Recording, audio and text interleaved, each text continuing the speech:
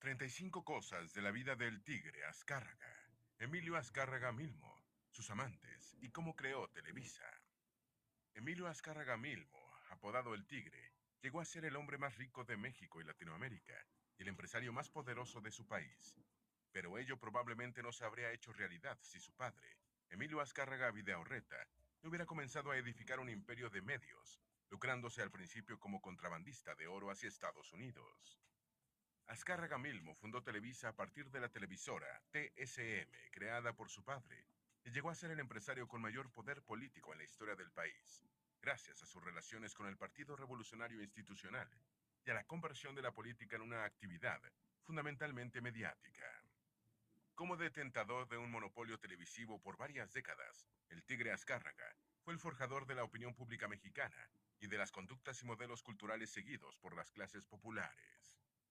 Vamos a dedicar este video a la vida de Emilio Azcárraga Milmo, comenzando con la de su padre, cómo se convirtió en el magnate más temido y adulado de México, y a diversos aspectos de su personalidad, incluyendo sus varias relaciones amorosas.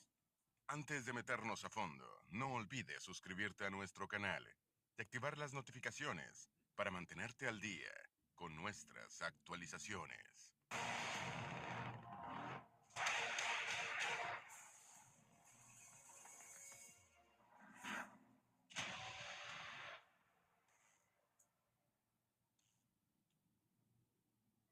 Número 1. Emilio Azcárraga Vidaurreta observó el funcionamiento de las empresas estadounidenses desde su juventud. Antes de contar la historia de Emilio Azcárraga Milmo, hay que relatar primero la de su padre, Emilio Azcárraga Vidaurreta, fundador del imperio que heredó y transformó el hijo. Emilio Azcárraga Vidaurreta nació el 2 de marzo de 1895 en Tampico, Tamaulipas, en el seno de una familia de ascendencia vasca, formada por Mariano Azcárraga y Emilia Vidaurreta. El padre de Azcárraga Vidaurreta era oficial de aduanas, por lo que la familia residió en varias ciudades fronterizas, y el hijo cursó estudios en Texas, en San Antonio y Austin. En Estados Unidos, Azcárraga Vidaurreta adoptó la costumbre de observar el funcionamiento de las empresas estadounidenses, buscando oportunidades para replicar inversiones, tecnologías y prácticas comerciales en México y América Latina. Número 2. El primer negocio de Emilio Azcárraga Vidaurreta se sirvió de una de las pocas leyes infalibles de la economía. Se afirma que la economía es una ciencia de conceptos relativos, sin leyes absolutas, con unas pocas excepciones, siendo una de las más conocidas que una moneda desaparece cuando su valor intrínseco supera su valor monetario. Es decir, si una moneda de oro vale más como metal que como medio de poder de compra, desaparece del mercado porque es mejor fundirla y vender el material.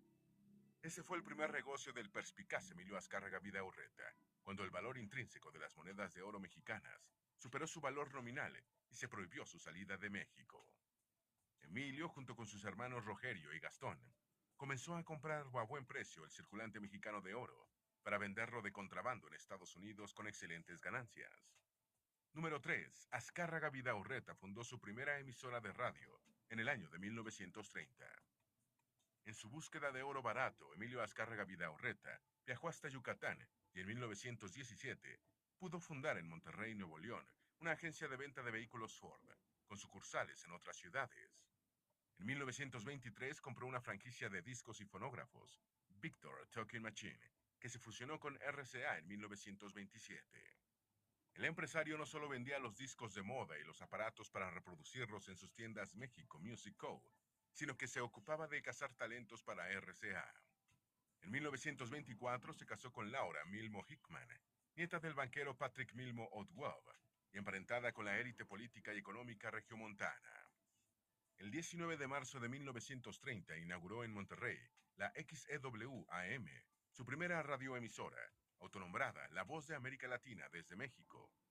La emisora produjo una sinergia con sus negocios disqueros. La estación de radio ponía los discos que vendía en sus tiendas. Número 4. En principio, Azcárraga Vidaurreta apoyó a Adolfo Hitler. Durante los años 1930, mucha más gente simpatizó con Hitler, de la que después estuvo dispuesta a reconocerlo. Según un libro de Juan Alberto Cedillo, Azcárraga Vidaurreta no solo respaldó al líder alemán en los noticieros de XCW, sino que utilizó sus instalaciones para enviar información en clave a Alemania. Esta práctica terminó por exigencia de Estados Unidos, que amenazó con sanciones a la empresa radial y al propietario. En 1938 compró la XCQ, comenzando otra cadena radial, esta con el apoyo de la CBS. Azcárraga Vidaurreta respaldó en sus comienzos a cantantes y compositores mexicanos, en sus emisoras y en la producción de sus discos, incluyendo a figuras como Agustín Lara, Pedro Vargas, Toña la Negra, Alfonso Ortiz Tirado y Pedro Infante. Número 5. Azcárraga Vidaurreta fue el promotor de las radionovelas en México.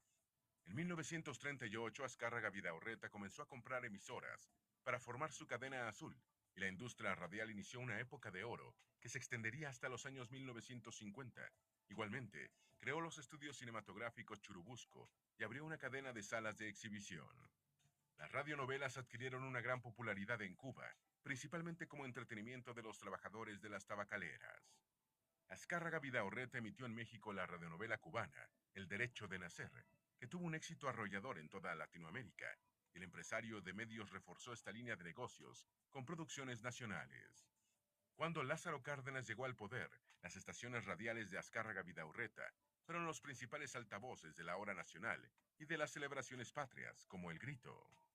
Número 6. Azcárraga Vidaurreta inauguró su primera estación de televisión en 1951. Azcárraga Vidaurreta tomó su primer contacto con la televisión en la Feria Mundial de Nueva York de 1939, pero la guerra estalló y tuvo que postergar su proyecto de llevarla a México. En 1941 se convirtió en el primer presidente de la Cámara Nacional de la Industria de Radiodifusión, y en 1946, finalizada la guerra, comenzó la competencia entre los empresarios mexicanos para obtener las primeras concesiones de televisión. El primer beneficiado, en 1949, fue Rómulo O'Farrill, testaferro del presidente Miguel Alemán Valdés y yerno del expresidente Manuel Ávila Camacho. Azcárraga Vidaurreta consiguió su concesión un año después, pero su experiencia con la radio era una fortaleza que la competencia no tenía. Su planta de televisión, XCW Canal 2, comenzó a emitir en 1951, en vivo y en blanco y negro, principalmente con programas de variedades, comedias y teleteatro. Número 7. Desde los años 1950 comenzó el elitismo racial en la telenovela mexicana. En 1955, el Canal 2 se fusionó con el Canal 4 de O'Farrill y el Canal 5 de Guillermo González Camarena para fundar Telesistema Mexicano, o TSM, siendo designado Azcárraga Vidaurreta su primer presidente, y el empresario instaló transmisores y repetidoras para llevar la señal a los estados del Bajío. Las telenovelas, herederas de las radionovelas y a menudo adaptaciones de estas, se convirtieron en el principal producto comercial de TSM. Desde ese momento empezó a arraigar el elitismo racial en la telenovela mexicana, casi siempre con heroínas pobres, pero de piel blanca, enamoradas de galanes blancos y ricos. La trama se iba adaptando según la popularidad de la producción y salían productos de baja calidad, pero la constancia empezó a ganarle la batalla a la calidad. Número 8. La telenovela se convirtió en una actividad industrial con el apuntador electrónico y la máquina de videotape. En 1958, TSM adquirió la primera máquina de videotape de la televisión mexicana, lo que hizo posible la grabación y edición de producciones para exportación. En 1951 había aparecido el apuntador electrónico, que permitió que las caras bonitas con poco talento interpretativo, innato, hicieran actuaciones aceptables. Estos dos avances tecnológicos convirtieron a las telenovelas mexicanas en una actividad industrial en la que la baja calidad era compensada con cantidad, asegurando buenas ganancias.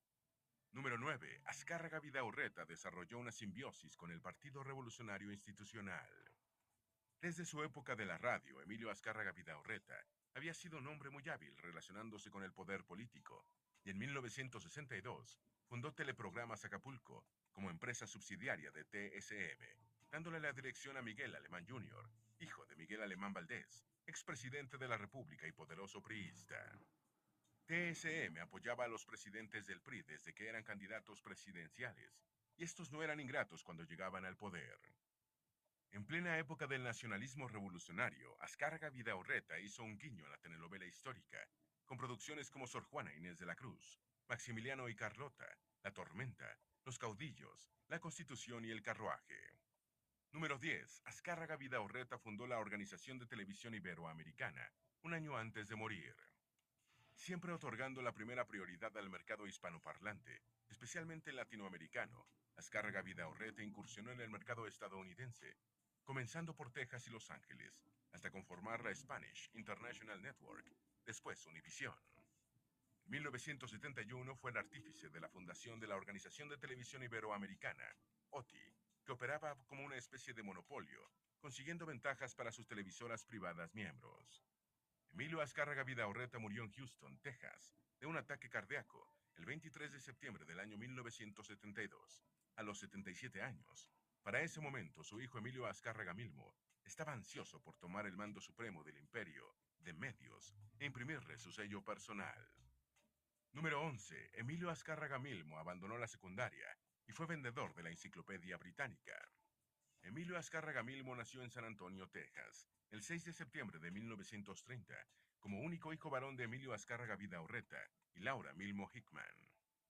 Hizo su educación primaria en Ciudad de México y la secundaria en la Culver Academy de Indiana, Estados Unidos. Sin embargo, a los 17 años abandonó la academia, para gran disgusto de su padre, y se puso a trabajar por su cuenta vendiendo la Enciclopedia Británica en el Distrito Federal. Después entró a trabajar en las empresas de medios de su padre, con quien tenía relaciones difíciles, viviendo como un playboy, cuya única cualidad era ser el hijo del principal magnate mexicano de la televisión. En enero de 1952 se casó con María Regina Shondop, fallecida tras 8 meses de matrimonio, por complicaciones en el parto. Número 12. Construyó el Estadio Azteca. TSM fue fundada en 1955 con un capital de 10.000 acciones, de las cuales 4.000 eran de Azcárraga Vidaurreta, y el Junior Azcárraga Milmo recibió 500. En marzo de 1958, Azcárraga Milmo se casó en París con Pamela de Sormont, con quien tuvo 3 hijas y de quien se separó en 1965 para contraer matrimonio con Nadine Jan, madre de su único hijo varón, Emilio Azcárraga Jan.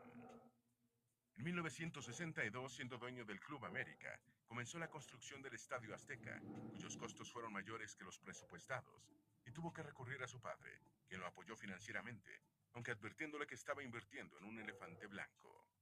Sin embargo, el estadio sería una inversión muy rentable. Número 13. Fue pionero en la producción de telenovelas por cuenta de los canales. En vida de su padre, Emilio Azcárraga Milmo, lo convenció de que TSM produjera sus propios programas para venderlos a los anunciantes, rompiendo con la costumbre de que eran estos, o sus agencias de publicidad, quienes los financiaban, pagando a las televisoras por sus servicios de producción y emisión. Fue así como Televicentro, de TSM, se convirtió en la principal referencia mundial de la televisión en español, con 17 estudios en los que se grababan unas 20 telenovelas anualmente, con intérpretes de varios países de Latinoamérica y España.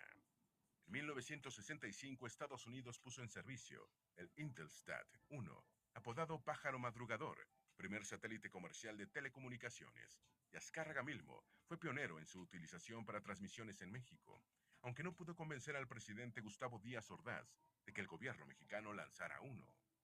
Número 14. Un accidente de equitación probablemente le salvó la vida. El 12 de noviembre del año 1965, un avión privado se precipitó sobre el lago de Texcoco, muriendo Fernando Díez Barroso, cuñado de Azcárraga Milmo, quien viajaba a Acapulco a una reunión de negocios. Estaba previsto que el asistente a esa junta fuera Azcárraga Milmo, pero este se había caído de un caballo y el accidente lo tenía inmovilizado. Díez Barroso era el favorito de Emilio Azcárraga Vidaurreta para sucederle al frente de los negocios, por encima de su propio hijo. Durante los sucesos estudiantiles de 1968, que terminaron en la masacre de Tlatelolco, el presidente Díaz Ordaz le pidió a Azcárraga Milmo, a quien había nombrado consejero en radio y televisión en 1967, con un sueldo anual de un centenario de oro, que controlara de cerca la información emitida por TSM. Número 15. En 1969, las televisoras cedieron al gobierno el 12.5% de su tiempo de transmisión. El 31 de diciembre de 1968, el gobierno mexicano alarmó a los empresarios de televisión privados al decretar un impuesto del 25% sobre los ingresos de las empresas de televisión, un brutal incremento de 20 veces respecto al gravamen de solo 1.25% que regía desde el año 1961. Azcárraga Milmo movilizó a la Cámara Nacional de la Industria de la Radiodifusión contra la medida gubernamental, amenazando con abandonar el negocio y generar una crisis en la industria de televisión y en la publicitaria. Los diputados Ignacio Santibáñez y Guillermo Morales Blucherkron, concesionarios de emisoras de radio, lograron revertir la medida. Sin embargo, se llegó a un acuerdo que desde el 1 de enero de 1969, las televisoras cederían al Estado mexicano el 12.5% de su tiempo de transmisión, que fue quizás el verdadero objetivo del gobierno de Díaz Ordaz cuando lanzó la medida impositiva. Número 16. La Copa Mundial México 1970 le produjo jugosas ganancias a Azcárraga Milmo. En 1969, Azcárraga Milmo obtuvo la concesión de Cablevisión, convirtiéndose en pionero de la televisión por cable en México, aunque el servicio ya existía en ciudades fronterizas con Estados Unidos. El Campeonato Mundial de Fútbol México 1970 fue muy lucrativo para Azcárraga Milmo, especialmente por los partidos disputados en el Estadio Azteca y por la colocación, por primera vez en el país, de pantallas gigantes en recintos de gran capacidad, como la Arena México, el Palacio de los Deportes y el Teatro Insurgentes, además de otros puntos en Nueva York. También se lucró vendiendo los derechos de transmisión de los partidos a otros países de América Latina y Europa. Número 17. Convirtió el noticiero 24 horas en un hábil instrumento de comunicación al servicio de los gobiernos del PRI. En septiembre de 1970, el Canal 2 lanzó el noticiario 24 horas, que se convirtió en herramienta comunicacional del gobierno y el PRI, bajo la dirección general de Miguel Alemán Jr. y la conducción del creativo periodista Jacobo Zabludowski. Sobre este comunicador, Claudia Fernández y Andrew Paxman dicen en su libro El Tigre, Emilio Azcárraga Milmo y su imperio Televisa. Prácticamente definía qué era noticia en México y también qué no lo era. El hombre de los anteojos cuadrados, de la sobria corbata negra y los pesados audífonos sobre sus orejas, la quinta esencia de los noticieros en México, se dedicaría a moldear la voz y la forma de las noticias que recibirían los mexicanos durante los siguientes 28 años. Siempre al servicio de dos jefes, Azcárraga Milmo y el presidente de la República. Número 18. Amplió sus intereses empresariales gracias a su entente con los gobiernos del PRI. Gracias a su entendimiento mediático con el gobierno, Azcárraga Milmo amplió sus intereses hacia otras actividades, especialmente relacionadas con la industria del entretenimiento, en países latinoamericanos y lugares estadounidenses con alta presencia de mexicanos. El monopolio de los Azcárraga coexistió con varios en los sectores de la aviación comercial, alimentos y bebidas, farmacia y otros, pero el grupo mediático tenía la importancia crucial de que permitía moldear y controlar la comunicación en un país con una población mayoritariamente pobre y con baja instrucción, que la hacía presa fácil de los mensajes diseñados por expertos en temas comunicacionales. Número 19. Se convirtió en el empresario con mayor poder político en México y en el modelador de la sociedad mexicana. Con el rápido desarrollo e implantación de la televisión en México y la progresiva transformación de la política en una actividad básicamente mediática, Emilio Azcárraga Milmo se convirtió en el empresario con mayor poder político en la historia del país. Su poder no provino solo de las noticias que consumían o ignoraban los mexicanos. Dada la potencia de la televisión como herramienta cultural general, Azcárraga Milmo modeló a la sociedad en sus conductas y aspiraciones, incluso en su lenguaje cotidiano, y estableció patrones de consumo. En su libro Los nervios de la cultura nacional en la puerta del siglo XXI, Javier Stenoy afirma que el Estado mexicano perdió la capacidad de conducción moral de nuestra sociedad, y el hombre al volante pasó a ser Emilio Azcárraga Milmo. Número 20. La competencia de televisión independiente de México puso en aprietos a TSM. Las cosas empezaron a cambiar cuando TSM debió enfrentar el éxito de audiencia de programas de concursos de estaciones de la competencia, como Juan Pirulero y Sábados de la Fortuna, de los canales 4 y 5. Estos programas de dudosa calidad pero elevada sintonía motivaron a grandes anunciantes, como Procter & Gamble, a comprar espacio, rompiendo el monopolio publicitario de TSM. La competencia dejó pocas ganancias o pérdidas para todos los involucrados en el negocio televisivo, y Azcárraga Milmo empezó a pensar que era impostergable una nueva reorganización empresarial que restaurara